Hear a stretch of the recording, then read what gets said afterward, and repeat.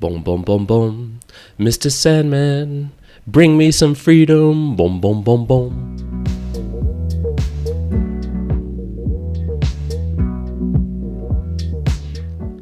Welcome everyone to another round of the Mere Mortals Book Reviews podcast. I'm your host here, Kyron, for today. And as you might surmise, this is the podcast where I give you a 30-minute lecture on the properties of sand. No, okay, we're not going to be doing that today, but we will be talking about sand because we do have the book The Woman in the Dunes by Kobo Abe. So this book was published in 1962. It's 256 pages in length, and it took me probably about 7 hours of reading in total to get through. It wasn't too long. It's a rather simple story of a Japanese man who is, I guess, going on a little vacation, a trip for himself, and he's going out to these sand dunes to hunt exotic beetles. And while there, he actually becomes trapped in the dunes by a nefarious group of people. And what ends up happening is he is led into a large hole where a woman lives in her home in the sand dunes, in this hole, and he is basically kidnapped. He is forced to stay there. And the reason for this is because he needs to help her stop the sand from encroaching onto the nearby village. So they have a whole bunch of these holes protecting them from the shoreline from this sand encroaching onto their village.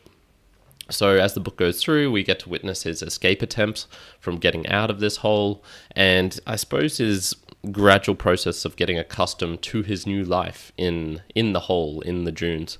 All of this is told from his point of view, but we do get some extra snippets of newspaper articles surrounding his disappearance, some somewhat poetic events or poetry that is mixed in with this. So it's not, I guess, a standard novel, although the plotline is rather simple as it goes forward. So let's jump onto some of the themes. Now, the real question that came up for me was, why do we have such a drive for freedom? And is it actually freedom that we desire? Or is it that we just don't like change? And so we have this man who, by his own admission, has a rather seemingly pointless life, an empty life, if you will. His disappearance, he notes himself, would probably look like a suicide of despair because he just leaves. He doesn't give any explanation of where he's going, of letting his people, his work colleagues or friends know when he's going to be back. Assuming he has friends, he has one kind of work colleague who might be a friend. And I believe he has a wife or an ex-wife or something like that as well. But as soon as he realizes his predicament, where he's essentially kidnapped and forced to stay in this hole in the sand, and when I say hole, in the book, it sounds like it's probably like a 30-meter wall of sand, which is just impossible to climb. And as soon as he realizes he's stuck there, he is overwhelmed. He is obsessed with this idea of getting back to his normal life, of regaining everything that he has. And you see his scheming and his drive, his passion to actually get back, which is quite the contrast to, I suppose, the initial character we're presented with, who is rather apathetic, apart from his drive to collect rare insects, which is the only other thing that he seems to really have going for himself.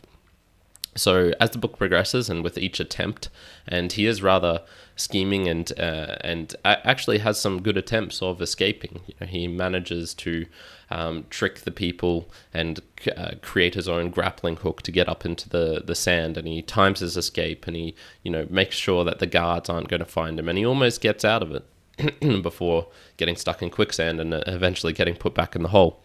And you see his non-compliance, his prolonged resistance. And I suppose we encounter and live through his hope, his optimism, and his hopetimism, if you want to call it that.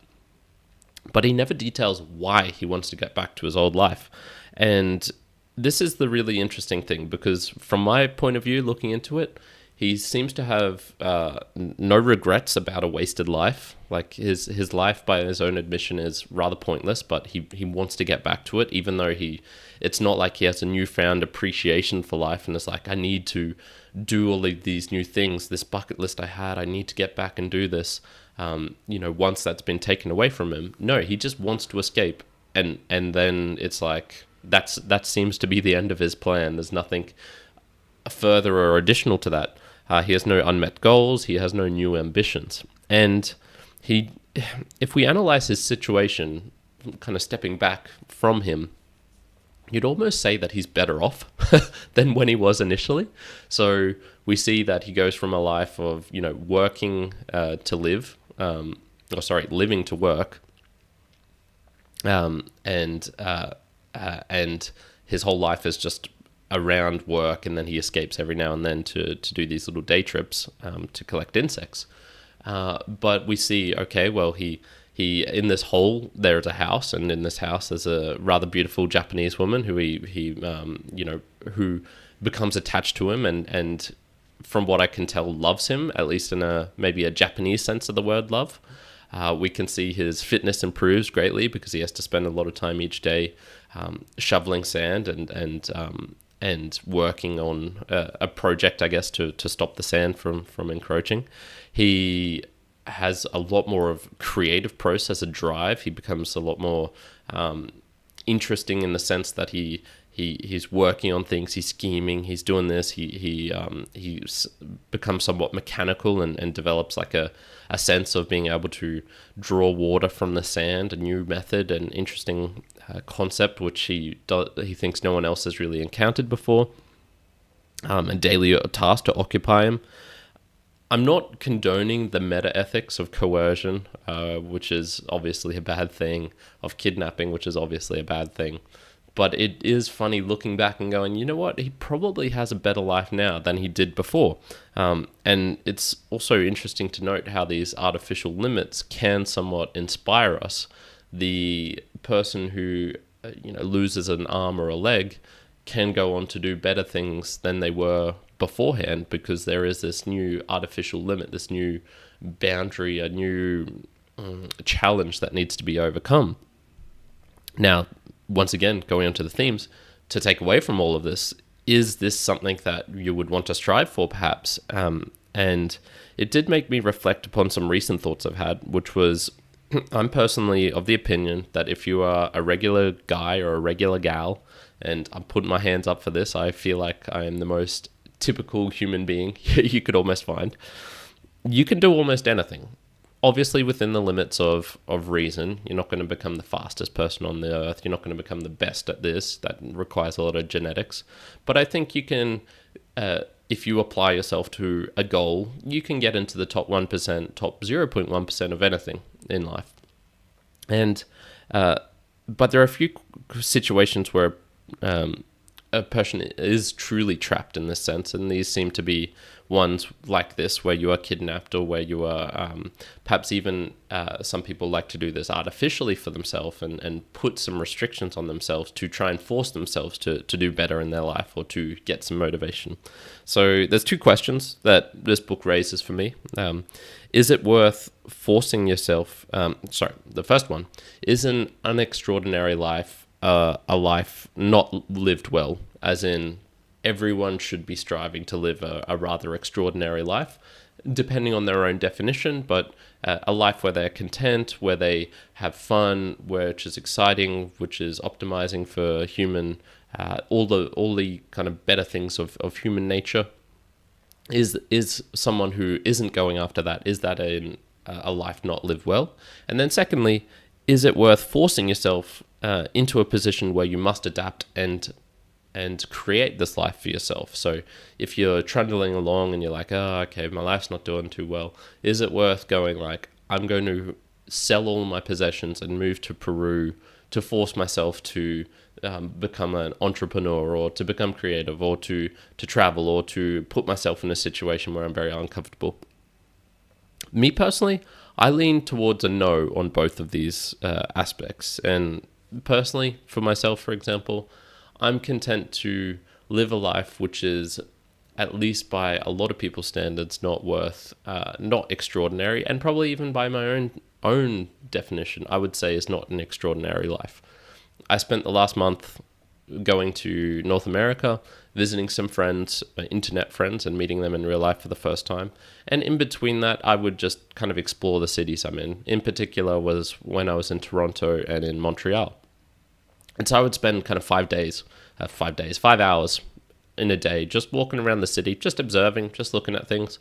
Was I trying to uncover the deep mysteries of Montreal or Toronto? No. Was I trying to create new bonds and friendships whilst I was in these cities? No. Was I content to just go onto the rooftop of the hostel that I was in, which had a spa bath, and just chill out there for a couple of hours? Yes, absolutely. Is any of this extraordinary? I don't think so. And so I look at that and go, you know what? I don't think we all need to strive for an extraordinary life. That doesn't seem to be something that is necessary. And also, that doesn't mean that a life is not lived well. If you're content doing that, if you're content with being in the mediocrity, or perhaps even in the lower mediocrity of achievement, of success, of ambition, of success, whatever you want to define that, I think that's kind of fine. The question then is, if you realize this, you don't have the motivation to do any of these things, is it worth artificially doing this? I've experimented with this a couple of times in the past, where I set myself a challenge of running a 4-hour marathon, of doing like an 8-day silent retreat just for myself that I'd created, of creating all of these challenges, which I recognize were kind of pointless in a way, in the sense, but it would get me to get out of my shell and to overcome a fear, for example, or to do something different and to perhaps make my life more extraordinary. Because these are kind of fun stories which you can say, and it's like, oh yeah, that's certainly more extraordinary than just living, working, and just going on with your normal life like this Japanese guy was. And then I go, yeah, you can do that, but you're just adding a lot of what I feel is unnecessary suffering. You're suffering just for the point of doing something different. And especially with recent years for myself, I think life can add a lot of burden and suffering to you without you personally needing to do that yourself. So when I look at overall at this book and the kind of lessons and morals from it, I kind of go, you know what? Yes, it's wrong. It's wrong that this guy had a enforced enclosure upon him that he didn't want to do what he wanted to do previously, which was just live, have a boring life, kind of be unhappy, and go out and hunt bugs. And that when he gets in a somewhat improved situation in life, he doesn't appreciate it and actually despises it and wants to go back to mediocrity. Or perhaps even sub-mediocrity. He wants to go back to being unhappy. It's a hard one. I'm always more on the leaning towards individual liberty and giving people the space to do what they want and choose their own things, even if it is something that makes them unhappy. And in this case, I go, it was wrong overall, but I can see some the benefits of having those artificial limits. So I don't know. It's a tough book to really get from and take things from myself personally, because I'm mostly in the camp that it's probably not worth doing that. But I can see this is almost a counter example of saying like, oh yeah, having some artificial limits put on you can actually lead to a better life. Who knows? We'll see. Let's jump on to the author, some of the extra details. So the author, Kobo Abe, he's one of those people who kind of dabbles in everything, or who dabbled in everything. He is playwright, musician, inventor, author, photographer. His actual name is Kimifusa Abe, but he started with the pen name Kobo Abe, and he was a young Japanese man during World War II who studied as a doctor.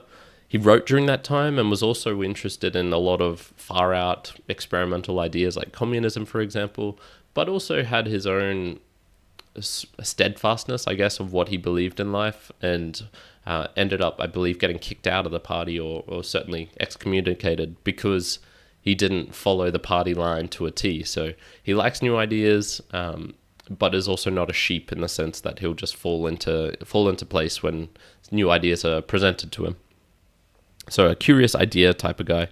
I feel this is somewhat reflected in the book with these alternations between these plot lines of practical story, of poetic descriptions of the sand and the dunes, of the almost point of view philosophy of the Japanese man who's trapped in the dunes, and these abstract musings which come out of it as well.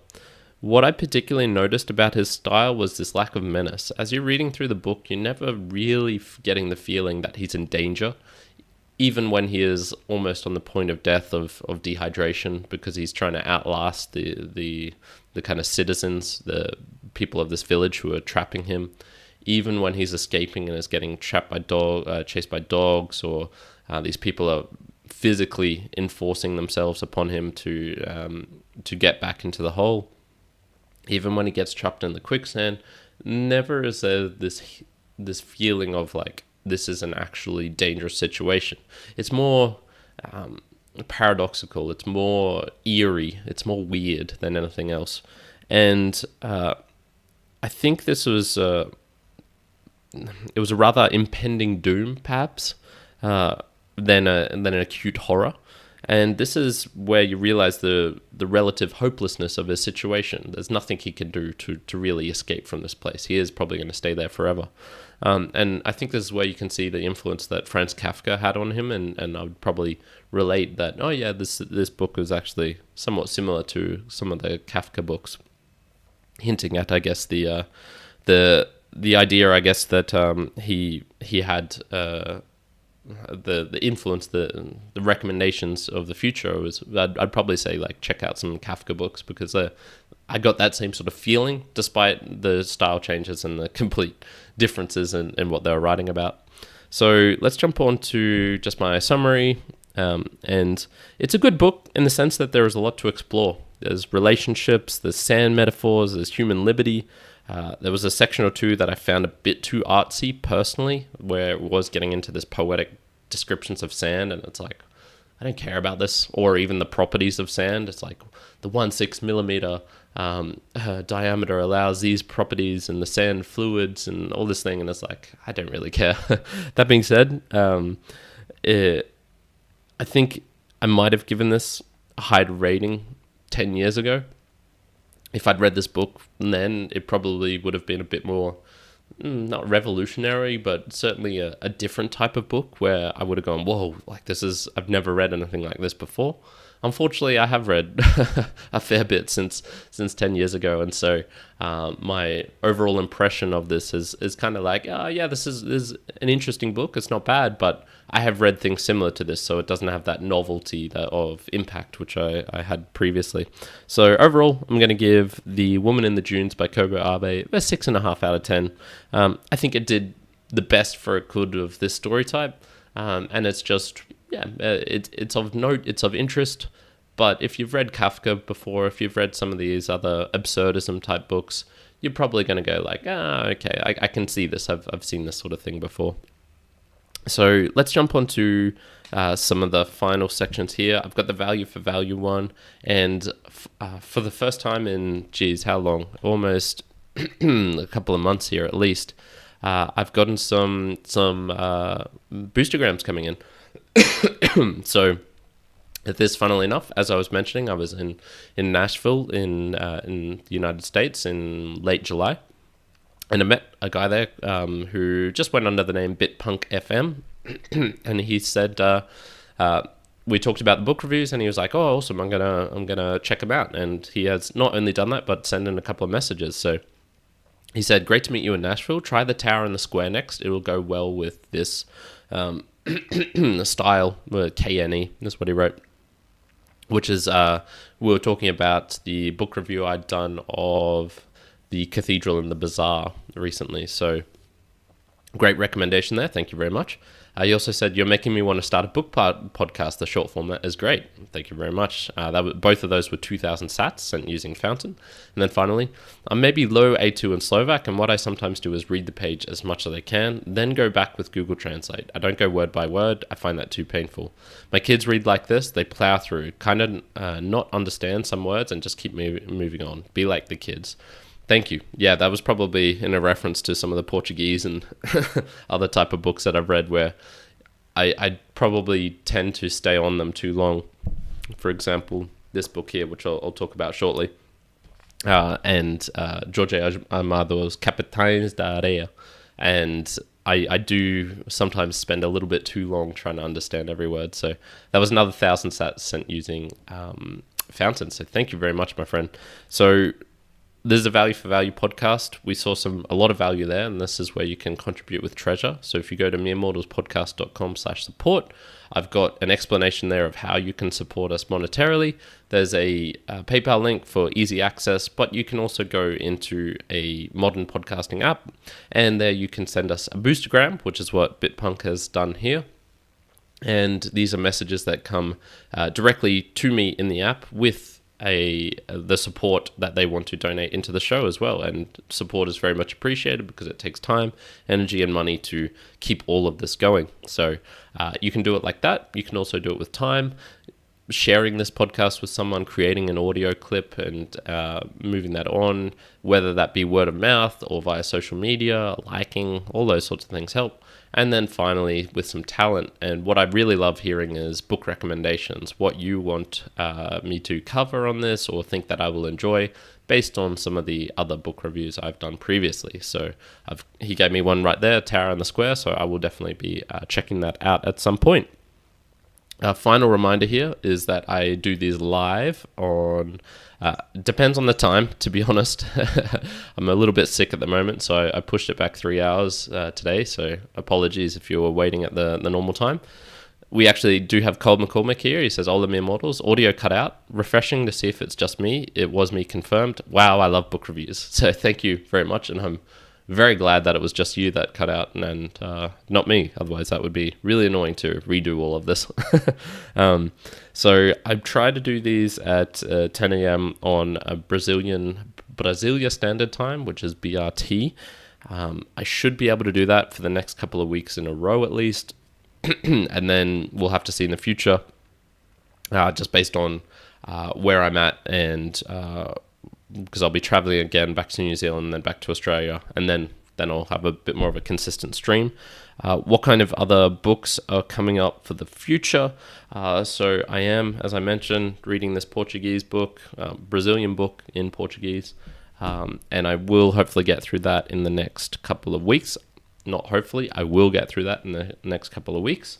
I have finished The Problems of Philosophy by Bertrand Russell, so I'll be doing that. I just finished a book on the Great Leap Forward, which is related to China, and it's more of a historical book, so that one's coming up. And I've just got a whole bunch in my reading list. I started reading Sleepy Hollow, Sleepy Hollow is within this, as well as Rip Van Winkle, Washington Irving. What else did I have in there? There's a whole bunch of things that I've got on my list, so I'm making my way through them, and you will hear them in the near future. So thanks everyone for joining in. I really do appreciate it, and hope you're having a wonderful day wherever you are in the world. Ciao for now. Kyron out.